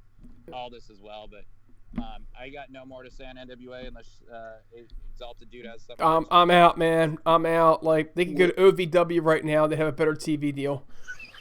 It is sad. Dude, I call it the way I see. I call it the way I see it. All right.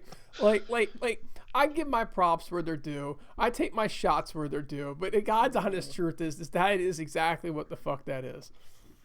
Did they pull like Steiner hasn't been on, right? Didn't they like just create a faction with Steiner and no, he's not on anymore? They brought him in as a one-time shot to basically be an enforcer. He wasn't brought to stay on because he'd overshadow everybody anyway, and they know it.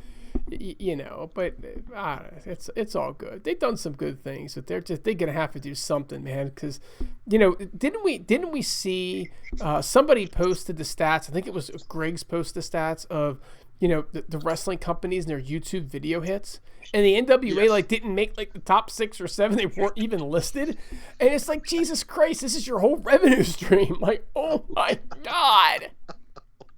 You're not even hitting the mark. Like nobody watches Impact per se, but they do catch the clips, right? I mean, either that or Dixie Carter's hitting refresh on her page a lot. Wouldn't put anything past her, but you get the point. They're still getting clips, right? AEW, they're getting clips, and of course WWE, they're going to get their clips. But I'm talking like seriously, it was wasn't it freaking Amazing Red's promotion that was getting more clips? Yes. I'm pretty sure Booker T's promotion was way the hell ahead of him. I mean, it was just bad. Like, Booker T's promotion should not be getting more YouTube hits than the NWA. This should not happen. But they got their work cut out for them. I mean, I wish them the best. I love the NWA brand, and I do love what they're trying to accomplish. But right now, they're just missing the mark. It's sad. Yeah, it's been pretty bad lately. We'll hop into this week's Dynamite, and then we'll let Hurls recap Impact. So since the AEW dude and I did not catch the show, like I said, the past 2 weeks of Dynamite I thought were possibly the 2 best episodes I've seen. It's felt like wrestling used to for me, whereas I couldn't wait to tune in to see what happens next week. I feel like they've been red hot. You come off Revolution buzzing like hell, and it's like, come out and put on a hell of a show. The numbers increase. They almost hit 1 million viewers this week, and in my opinion, it was the worst show they may have put on, period, to date. The show felt very flat to me, and it reminds me of 2018 when Impact was coming off Slammiversary when AEW defeated Moose, and it was like, just come out and have a fucking killer episode of Impact, and it was just a stinker, and it sucked, and there goes the buzz. It was the episode where Santino Marella gets the best of Austin Aries, your world champ. That's what it felt like to me. I mean, honestly, you're coming out and you got all this buzz around you. You've just been killing it. You have to have a feeling you're going to get more viewers this week. And you put Big Swole against Leva Bates on the show. You put QT Marshall on. I mean, thank fucking God that Brandon Cutler didn't make the show. It was just fucking bad. Like, the opening segment just screamed to me WWE. But there was 2 highlights to me. One being the MJF vignette promo where he was, was wearing the I Pinned Cody shirt. He called Marco Stunted Growth and Luchasaurus and all that, and it just cracked me up. But man, the main highlight to me was the surprise debut in AEW of Jake the Snake Roberts, or probably Jake Roberts. I think they maybe not be able to call him the Snake because of WWE trademark. If you notice, it just called him Jake Roberts. They did show it on the screen though as Jake the Snake. Did they? Okay, good. Yeah. Good for Jake. But man, good for a snake. Dude, you talk about a guy who... Stick it in your ass. That promo, man, he showed the entire business, not just AEW, he showed the entire business how to cut a promo. And the dude hasn't really done much in over 20 years other than, of course, we all know his story. He's done all kind of stuff. Well, true. But dude, he came out there and he lit that up with one of the best promos I've heard.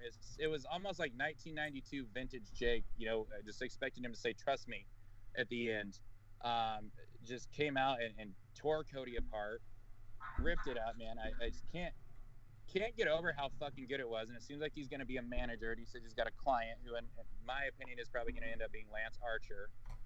Jake talking about the dark side, and it's just, man, I am excited to see where this fucking goes. And honestly, man, seeing the stuff with Jake, he seemed like humbled and just like such a dork, honestly, in real life, away from the ring. Just put that man in the ring and give him a microphone. You don't have WWE writers writing a bunch of shit for him.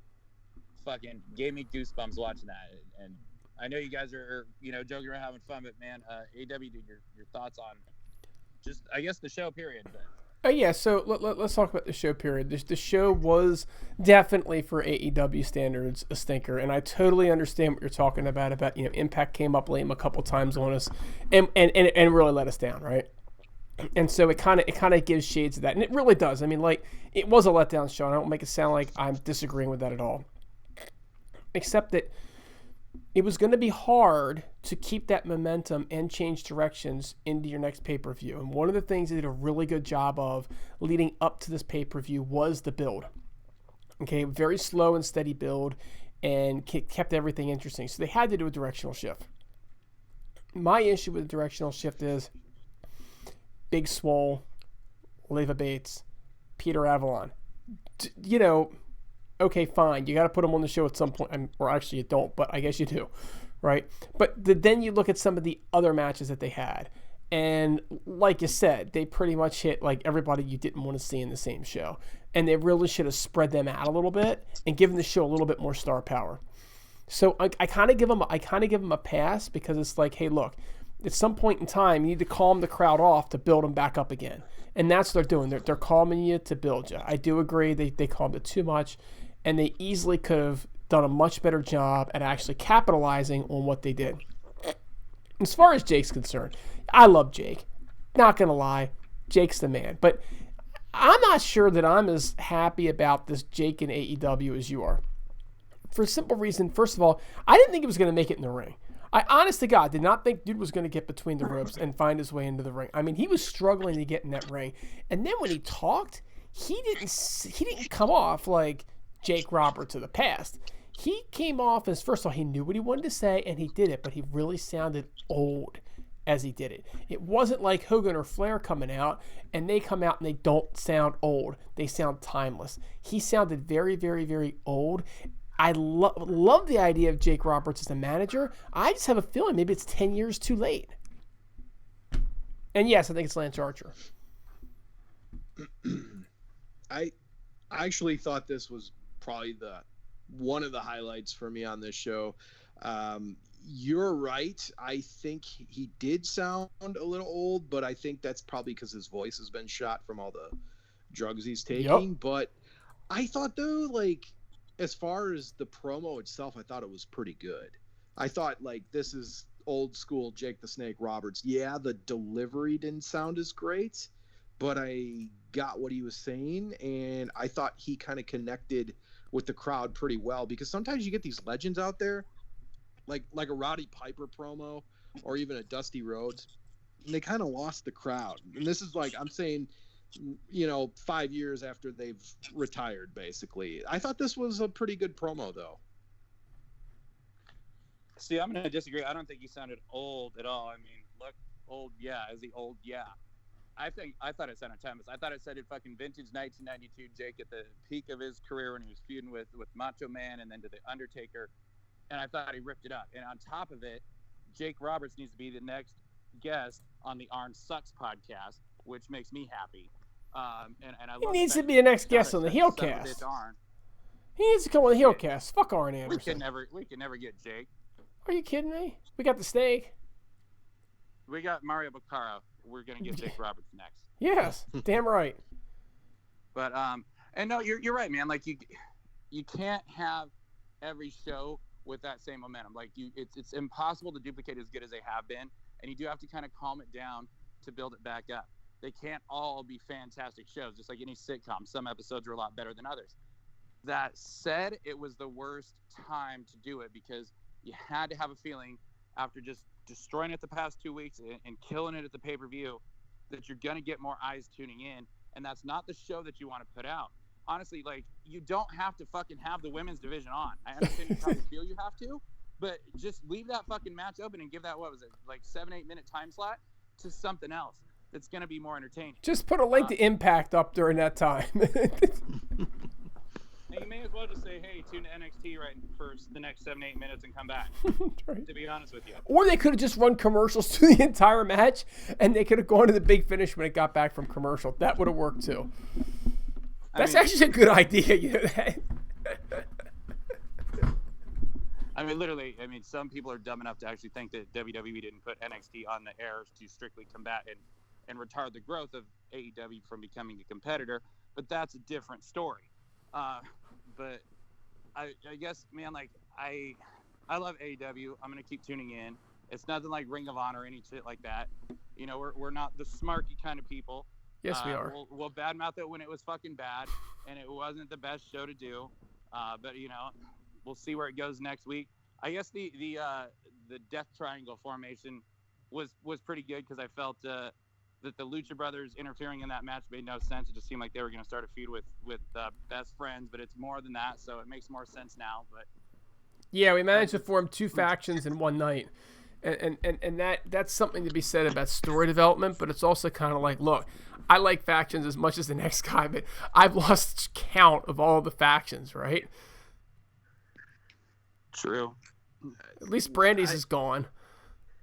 I mean, did the Lucha Brothers piss off somebody backstage with them not using tags or something? Because I feel like they just have not found their groove as of yet. Am I wrong in saying that?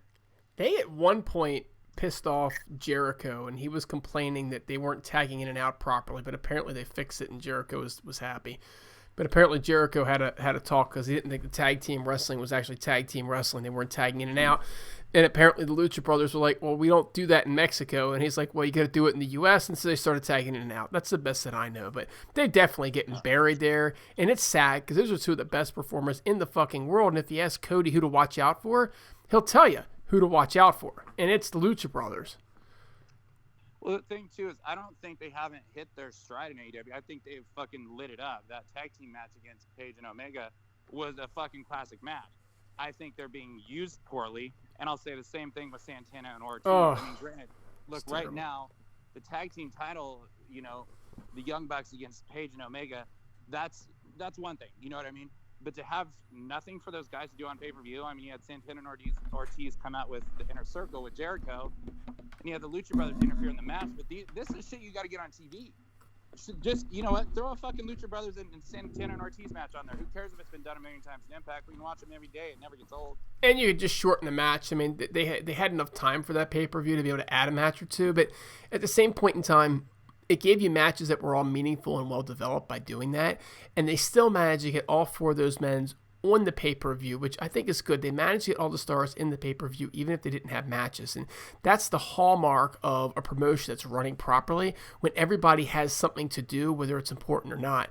And I think if you're looking at it from Tony Khan's perspective, who's the primary booker, he's sitting here and he's thinking to himself, I have them busy. I have them involved. Okay. I will feature them here, but not necessarily all the time. So I'm not overexposing them. I'm not putting them in the ring too much. I have to worry with the injuries as much, but they're still on television. The problem is that we feel like they should be featured and they're not. And that's where you get into the disconnect with me anyway. I mean, look, we're Impact guys, you know what I mean? That's where we came from. One of us still is, the other 2 are not. And so, I mean, we see Santana Ortiz and the Lucha Brothers maybe higher than a lot of people do. They might not mean as much to some people as they do us, but I still feel like they're a lot better and deserve better than what they're getting there. And hopefully damn right. I hope this Death Triangle thing, you know, pushes them and gets them to a better point. I'd like to see them become the next tag team champions, them or Santana and Ortiz. But I feel we got a rematch coming with the Bucks and Hangman and Omega, if nothing else. Do you think this Death Triangle could be like something that they're building for that 6-man tag division they talked about? It could. It makes sense. And apparently we're still a year away from that division, but it makes sense. Wow, that's that far off. That's a long time to just say, hey, we're going to come out with new titles. I mean, apparently it's if and when they do it, it's supposed to take place at the next Jericho Cruise. So I'm assuming that's a year from when the last one was. But and the only other thing that I want to say about Dynamite was Jake Roberts coming out and cutting that, you know, kind of dark promo, and it was like, okay, is he the Exalted One kind of a thing? It kind of came out that way at times. Clearly, it doesn't seem that that's the case. But Jake came out and did that so good and so seriously and so smoothly that, in my opinion, it made the Dark Order look worse than they actually are, which isn't saying much. And it made them go more to a comedy character, in my opinion, because Jake did that so masterfully. And I feel, comedy character, in comes a comedy cartoonish Matt Hardy. I think it's between Hardy and Harper for who's going to be the leader of the Dark Order. And I feel like maybe this is setting the bar for it to be Matt Hardy and have it make more sense. I mean, the Bucks did show up on his last podcast, so I mean, it is kind of telling the Bucks showed up. Yeah. That's true. I just don't get what the whole the he did like 5 tweets to Impact. Not saying he's going there. I'm just wondering why he did so many tweets. Because he wants everybody to talk about him. He does that for everybody. He wants you to talk about him. This is why he's such an amazing free agent. I mean, that's all it is, Hurls. He wants you to talk about him, and he did the same thing by tweeting the things when he's still with WWE. The fact that he's decided probably to go to AEW, it looks like, has nothing to do. He promotes himself however he can, and he's doing nothing but helping Impact. He's not hurting him. He's getting them some publicity, too. He's making people talk. He's helping ICU out. Okay? He's really getting more eyes on ICU than what Impact is at this point, because his social media, reach is so big. So he's helping everybody, and that's not really a bad thing, right? He was helping them both when he was in WWE. And he really is, helping out all the other companies. He's helping the business overall. But as well, when he's coming out here and teasing signing with these other companies, I don't know that he's signed 100% anywhere yet. But it's making the other companies think, well, shit, we're going to lose Matt Hardy. Let's up the ante. Let's try. He's just, being a free agent, trying to make himself more money. Really, it's smart. And who knows, man? He's talking about this most layered character and all. Maybe he's literally going to work for multiple promotions. You never know. Maybe he's going to work that out with AEW and Impact and ROH or whoever to be Matt Hardy everywhere. So he said he's got, 2 more free-to-delete episodes left? Yes. Let's see what happens these next 2, because, okay, the Bucks showed up in this one. Is it possible that, Ed or Don or Scott show up in the next one, right? Is it possible that, that the Dark Order starts showing up, right? Evil Uno could show up at the Hardy compound in the last episode or something like that. They could all show up, and they could all be fake. Vince McMahon could show up. They could all be talking. That's not going to happen. But they could all be fighting over where Matt Hardy goes, for all we know. I don't know. All I know is everybody is winning with this, and everybody is talking about it. And he is legitimately the best free agent wrestler that's ever been. Yeah. Well, yeah, definitely. At least in the last 10 years. I mean, with the way he promotes himself and the way he's keeping himself relevant in the world of wrestling, like, he's doing a hell of a job. And the last thing I can think of too to just chime in is apparently, so after Dynamite last night, Randy Orton tweeted out a video or a clip of him giving Jake Roberts an RKO. Randy Orton is so salty, and AEW is living rent free in the guy's head for some fucking reason. I don't know. And he's the one that really used them and shafted them for his advantage to make himself more money. I don't know why he's so obsessed with this beef with AEW, and it's kind of sad. They're not competition to the actual WWE products right now, which is where his brand is. But it's almost like he's fucking afraid. You know what I mean? He's burnt his bridge. If things do go sour with the WWE, I think it's pathetic. I don't know.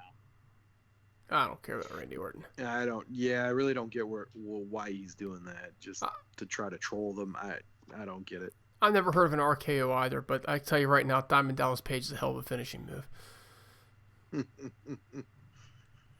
All right, why don't we let Hurls hit Impact so we can wrap this thing up? Absolutely. Let's do it, Hurls. Sure.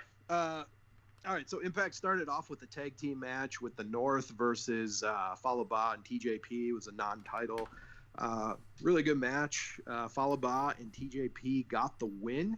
So they had singles matches the last couple of weeks between the four. And TJP and Fallah Bahh have won every single match. So this is kind of interesting because we really haven't seen a threat to the North. And it's possible that TJP, they might be grooming them to be the next Impact World Tag Team Champions. So it'll now, be. I got a question for you on this one, Hurls. Sure. Right? You're the Impact expert. The North is getting very close to within 30 days, it's like 20 days, of being the longest reigning tag champs ever. Do they need to lose it before that, or are they worthy?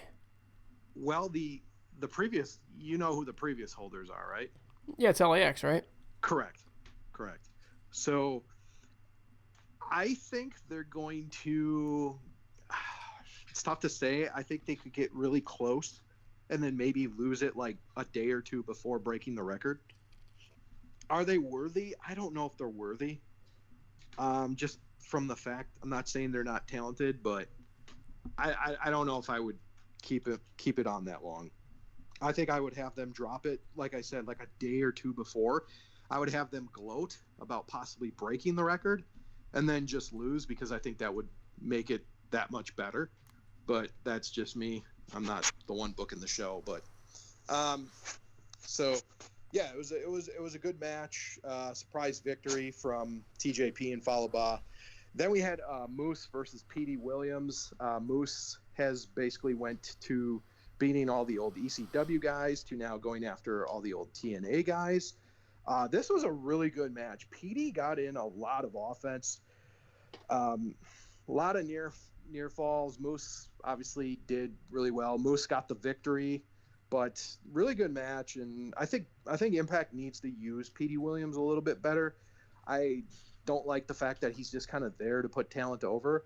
I still think he's got some gas left in the tank, and I would like to see them do something with Pee Dee besides just come out and have a really good match, but ultimately end up losing. We had by far the worst match of the night, but it had some storyline in it. Joey Ryan fought AC Ramiro. This match was not really anything to note, except we're starting to get shades of Joey Ryan dropping his character. He did not do the dick flip. He didn't do the baby oil. So I don't know. We're getting a different Joey Ryan. It's kind of slowly turning into where we kind of know where it's going to go. So it's not happened yet, so I can't really comment on it. But Joey Ryan did get the victory. Then we had a really, really good match with Havoc versus Sooyoung. They had a no DQ match. Sooyoung is back to being her regular Sooyoung. It was a no DQ. Sooyoung got the victory after doing a camel clutch with a noose, kind of how Sooyoung became Susie in the first place. So it was good storytelling there. The undead bridesmaids came out. They tried to put Havoc in a coffin, but Havoc fought it off. And then after the match, they went to Rosemary, and Rosemary said she was disappointed and that this is not what she wanted, and she has to go retrace her steps, and basically left it at that. I don't know what that means. I would love to see Crazy Steve back, but I don't think that's where it'll probably go. But that's just me. Happy birthday to Crazy Steve today. I'm just throwing that out. Happy birthday, Crazy Steve.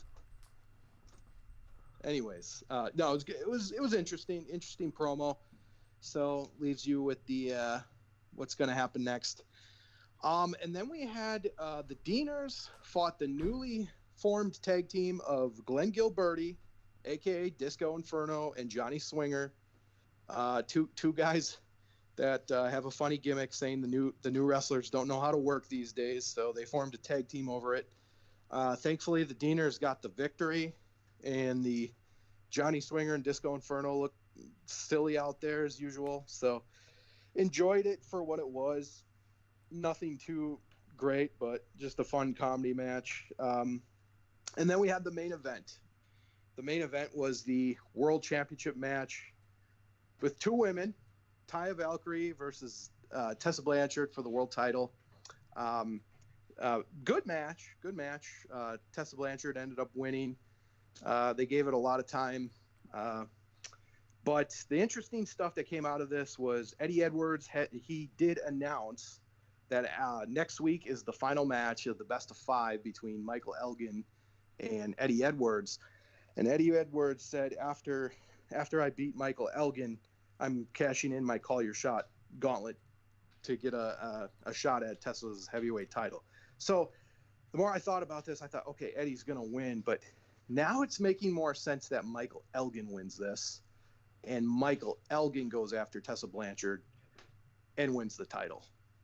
And then it'll set up for Eddie versus Michael Elgin. So that's kind of where I'm thinking this is going to go, because the way they made it seem is that Eddie's so confident that he's going to win, but I'm thinking Michael Elgin's going to win now. Let me ask you a question. Hurls. Sure. What was the first thing Elgin did when he got the Impact? He went after John Morrison. No, Brian Cage. He destroyed Brian Cage. Yep. This is I don't like him and Tessa Blanchard. Do you know what I'm saying? It feels very like you're gonna put. He's a violent guy. Do you know what I'm saying? It doesn't. Like Eddie Edwards feels like a better match. Well, that's where ultimately I think it's gonna go. I think it's gonna get, the heat on Elgin for just destroying Blanche. I think he's gonna take the title off Blanchard. I really do. And then Eddie Edwards is somehow gonna get the title shot, whether that's at Slammiversary or Bound for Glory. I don't know, but that's kind of where I'm seeing this go. I also forgot to mention there was another match to me. The which one? I think it'll end up being a 3-way from the sound of it. Oh yeah, that could be. But I'm thinking Elgin's gonna win the best of 5. He'll get the call your shot. That sets up Elgin and Blanchard. But if it is a 3-way, then you could see maybe Tessa retaining just by getting a quick pinfall or something like that. But I don't know. I don't think they're gonna waste that call your shot. So we'll see. I thought Impact was better than last week. It was like a good B- show. It wasn't great, but there was a lot of good teasers that'll keep you wanting to see what happens next week. I also forgot to mention there was another ICU promo after the Deaners Disco and Swinger match. So we really haven't got anything different. It keeps leading you to this website and just some more images. So we all know it's Sami Callihan. I'm just wondering what else it's going to be. So that's my Impact review for this week. All right. Any closing thoughts for anyone before we close out the show tonight? I have a brief thing to say. Yes, Hurls. Oh, that was terrible. Dude, we're talking about fat chicks, and we're talking about fat porn chicks here. We're not talking to Hurls. We're talking to the man, the myth, the legend. Larkin's here. Larkin. What's up? I just have a brief thing to say. I was listening to your guys' scenarios for the Tessa, Eddie, and Michael Elgin thing. For me, I could actually see, Raven, your idea with the 3-way. What you could do is you could have Tessa pin Eddie, and then Michael Elgin could come out and say, oh, but you didn't pin me, and then you could have Michael Elgin beat Tessa at Slammiversary. Either way, I think Tessa's going to be losing that championship very soon, but there's a lot of scenarios you can go with that.